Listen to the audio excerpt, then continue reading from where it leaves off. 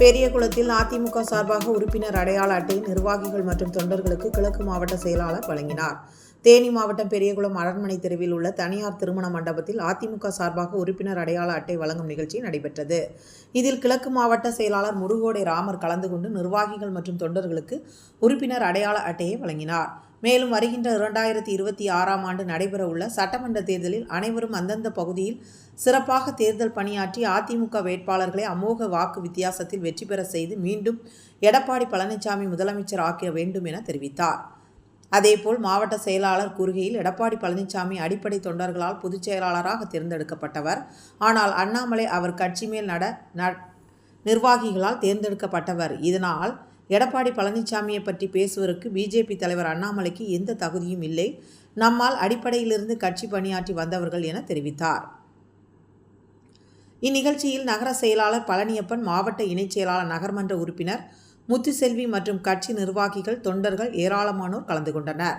தேனி மாவட்ட செய்தியாளர் சாதிக் பாட்ஷா. தேர்ந்தெடுக்கப்பட்டவர்.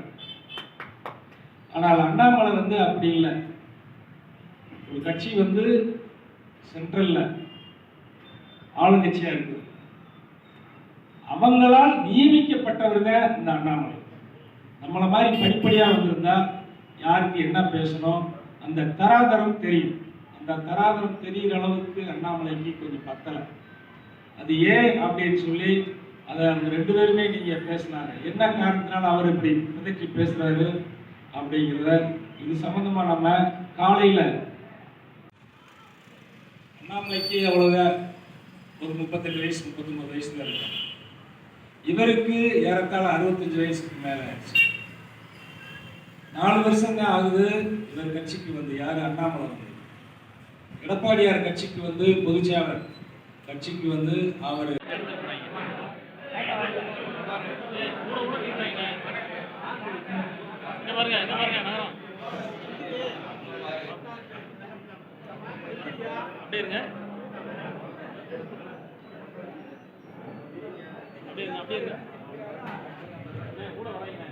விதமாக வழங்குகிறேன்.